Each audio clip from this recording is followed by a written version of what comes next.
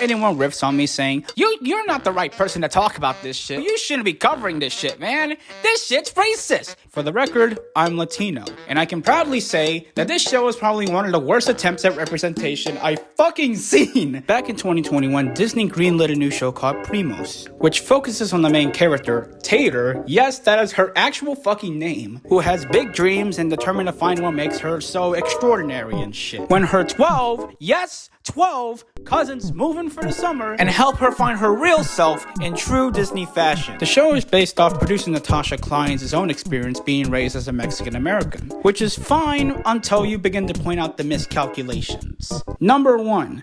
The fucking title. For those not in the know, primos is Spanish for cousins, which goes back to those 12 chaotic cousins. Now, the title itself is fine because it relates to the characters. It's what's in the intro that is fucking interesting.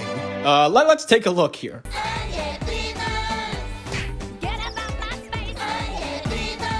Whoops. Oh, there's appeared to be something wrong here. It's not Oye Primos, it's Oigan Primos. This was actually pointed out to Tater's voice actor, who then responded with an embarrassment of a fucking response. I've been really wanting to delete your comment because it's really rude to the American dysphoria of Latinos. Language is fluid and transitory depending on where you live and who you learned it from. I, the writers, nor the creators of this beautiful show do not have to prove our Latinidad to you or any other grammar Nazi on the internet. So what you're saying is, hey, fuck you. We don't know how to speak the language, right? But it's still gonna be a great show for representation, right? Oh, hell no! Hell no! Number 2. Cultural stereotypes. As if that wasn't enough, we also have some cultural stereotypes and slight racism. Ah yes, just like how Walt Disney would have fucking loved it. Let's analyze this shit. So first off, let's look at the setting. It's all yellow and shit. You know what else is yellow?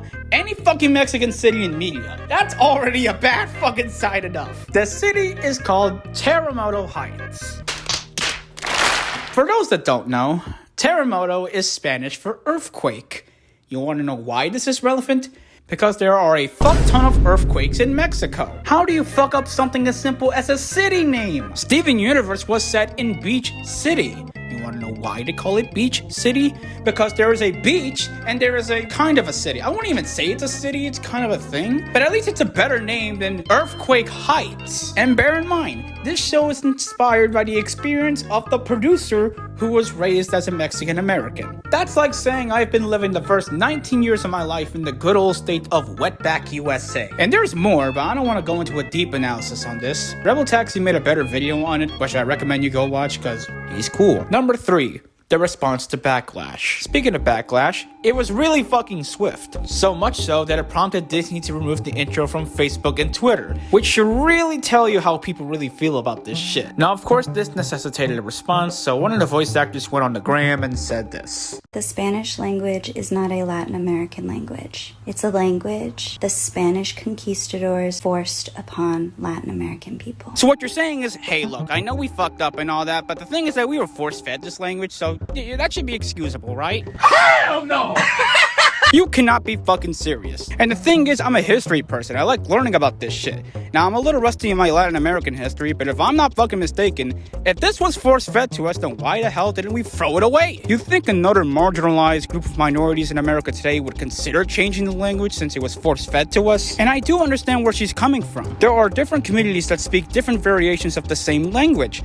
I'm Guatemalan, so who knows? Maybe I'm bullshitting. But when the entire community comes together to correct you on one phrase and you make an entire tangent about it as a response, that's already a red flag. Did I also forget to mention that they admitted not to research this shit?